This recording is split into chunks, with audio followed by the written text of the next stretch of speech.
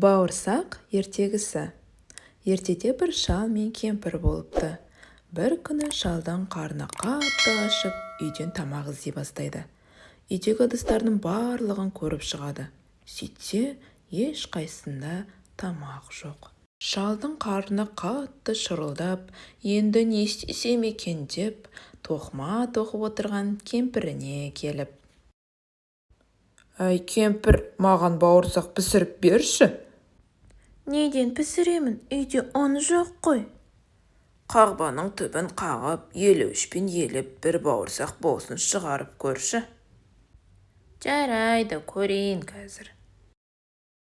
Кемпірі қалған-құтқан ұнды теріп жинап салып, 2 уыс ұн шығарады. Қаймаққа ұнды илеп, бауырсақты дөңгелектеп, ыстық қызып тұрған пешке бауырсақты салып пісіреді. Бауырсақ доп-домалақ, сап-сары, жылы жүзді болып пісіп шығады екен. Оны суысын деп терезенің алдына қойып қояды.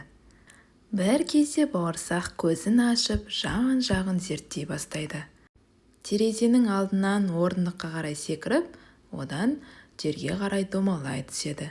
Есіктің ашық тұрғанын көріп, далаға шығып кетеді. Бауырсақ ары қарай орманға қарай бет алады.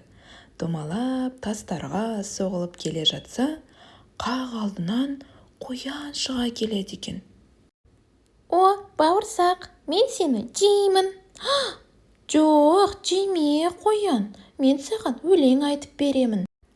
«Менің атым бауырсақ, қызарып пістім, көңілім шат, қамбаның түбін қарнаған, елеуішпен елеген, қаймақпенен илеген, күйдірмей майға пісірген, атайдан да құтылдым, әжейден де сытылдым». «Қоян, сенен құтылу қиын емес маған», деп өлеңдетіп қояннан қашып кетеді екен. Ары қарай орманда домалап келе жатса, қолына қармағын ұстап алып балық аулап келе жатқан қасқырды көріп: «Бауырсақ, мен сені жеймін». «Жоқ, қасқыр, мені жемеші, мен саған өлең айтып беремін». «Менің атым бауырсақ, қызарып пістім, көңілім шат, қамбаның түбін қырнаған, елеуішпен елеген, қаймақпенен илеген, күйдірмей майға пісірген, атайдан да құтылдым, әжейден де сытылдым, қояннан да құтылдым, ал қасқыр, сенен құтылу маған қиын емес», деп қашып кетеді екен. Домалап бауырсақ тағы жөнеледі. Алдынан бір кезде аюға кезігеді. Сол кезде аю бауырсаққа тиісіп: «Бауырсақ, бауырсақ, мен сені жеймін». «Жей көрме мен аю, мен саған өлең айтып берем, тыңдашы мені». «Менің атым бауырсақ, қызарып пістім, көңілім шат, қамбаның түбін қырнаған, елеуішпен елеген, қаймақпенен илеген, күйдірмей майға пісірген, атайдан да құтылдым, әжейден де сытылдым, қояннан да құтылдым, қасқырдан да құтылдым, аю, сенен сытылу қиын емес маған». Ха-ха-ха. Осылай өлеңдетіп бауырсақ домалап, аюдан да қашып кетеді екен. Бауырсақ домалап келе жатып, осылай талай-талай белден асты. Домалап жол үстіне келе жатса, қу түлкіге жолығады екен. «Бауырсақ, бауырсақ, домалап қайда барасың?» «Жол жүріп кетіп барамын». «Бауырсақ, бауырсақ, маған өлең айтып берші».